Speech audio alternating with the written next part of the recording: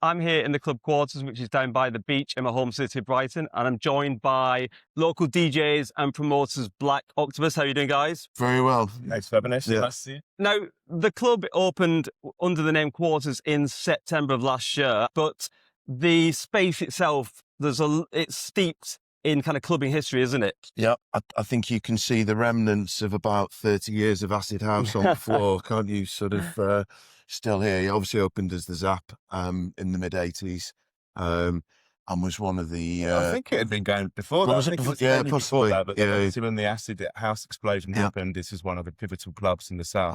That and Stern's along the south coast. And the Monday night sessions here, I believe, were the one even more so than the Friday and Saturdays. I wasn't here in Brighton then, so hadn't made my pilgrimage south at the time. But I believe from talking to a few heads that the Monday nights were the absolute peak of that. So yeah. And tell me about your role in this place since it reopened. So we were putting on the odd night here, working closely with fellow promoters as well within the club, and we'd been booked here to play on a number of occasions.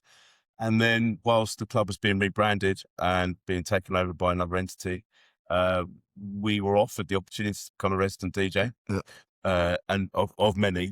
So on particular nights we would be asked to support probably acts of kind of the nature of a bit of an older demographic, which is, we leapt to the chance, really. It was quite an honour. And I had to go and run in the street shouting. I was very pleased. I was like a kid, to be honest, like being told that. So I remember texting you going, what the fuck is going on? It was amazing. It was just a bit of it felt like a reward for all the hard work we'd been putting in. Not a personal thing. It was just like, we'd worked quite hard for a number of years, and it's just like, oh God, I think someone's noticed us. But yeah, it's good. And you supported Laurent Garnier, the legend Laurent Garnier, in October. I was there. It was an absolutely amazing night.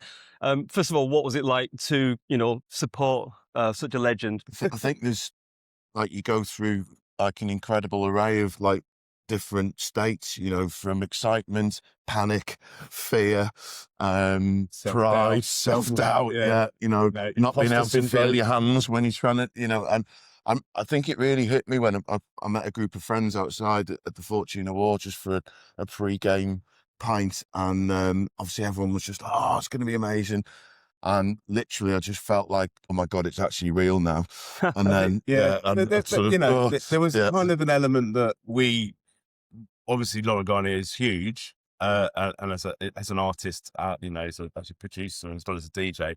But we had been in similar positions where we'd supported Sasha, and he's a great, so we were kind of used to it, but equally, because it's a different musical texture and sound, you have to actually adapt to what we're really warming up for Laurent Garnier, and he's going to come in and play a different kind of set to yours, sort of housey. So you have to we had to adapt, and we were playing one-on-one off, weren't we? Yeah. We did a proper back-to-back, so we didn't know. I mean, he'd wanted to play with us for years, obviously. So it was the pinnacle of his career too. Yeah. Did you get a chance to talk to him? Did he, comment on your set? Only when he came on. He came on and brought on his laptop and stuff, and he started making a mess. And I made this a funny quip. I thought it was funny. He made enough mess there. But no, not often in these cases. It's often just, it's often that, because it's just a swap of headphones. And I think sorry, Andy, but after that evening, we had another gig where we had Justin Robinson down the road. So it was like we couldn't have any time, so we had to go off and do a DJ again later that afternoon. Yeah. So you don't always get to talk to. I always forget that the headliner's on, because when they appear behind you and the crowd start cheering, you're thinking, oh, this is a great record.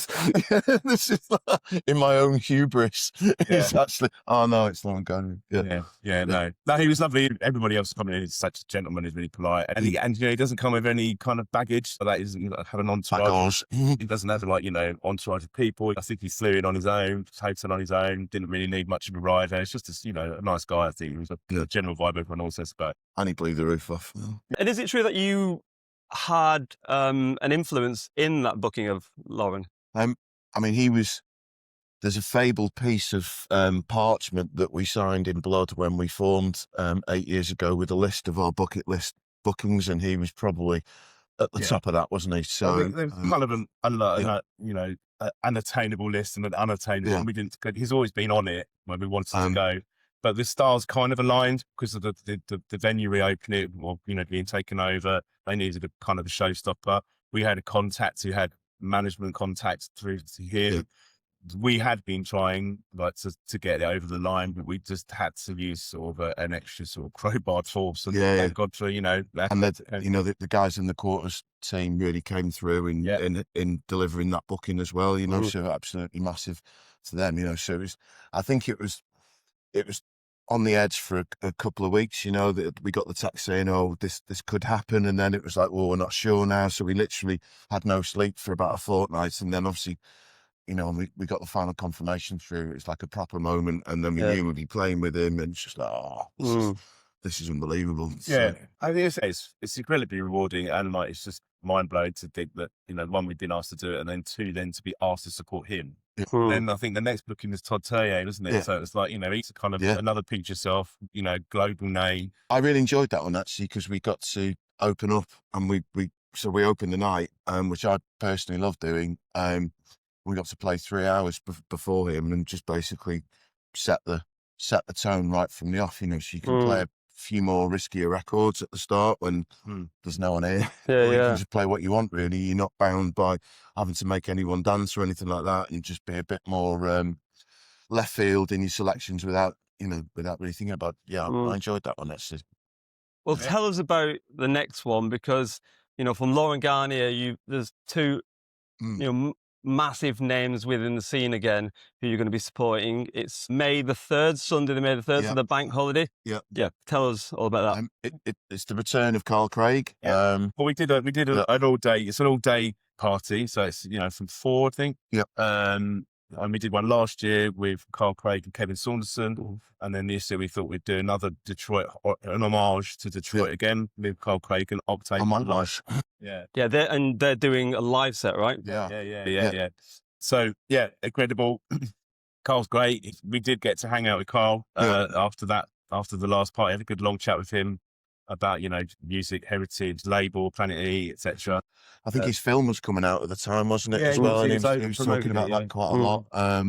But really interesting man. To be fair, as Kevin Saunderson was, to be fair as well. He's got a cool guy. But Carl's got he's very charismatic individual. Well, the Burton brothers, the Octave One, are incredible acts as well. I have to say, their output has been strong, steady over many years. They're probably slightly unsung heroes in but in known circles, they are amazing, incredible. Obviously, big hits like Black Octopus and great, isn't it? Yeah, and the whole kind of day party vibe. Is that your idea as well? Is it kind of to speak to, I guess, or the demographic of clubbers who are probably more likely to come to see these? 100% that. It is we're feeling creaking in our bones a little bit, and I don't know. I mean, I do respect it, but I think there's something great about going out late at night still. I know. I'm not disagreeing with that. And then crawling in at like 5 or 6 in the morning. We know from feedback.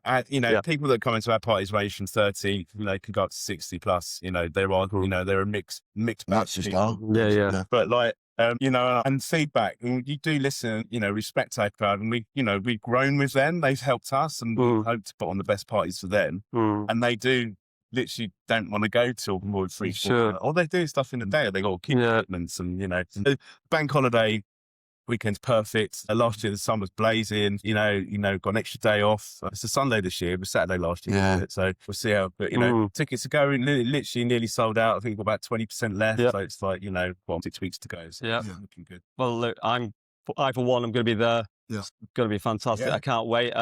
Thank you so much, guys, for chatting to me today. Good luck with it all, and I'll see you on the dance floor then. Cool. Nice to meet you. Yeah, nice.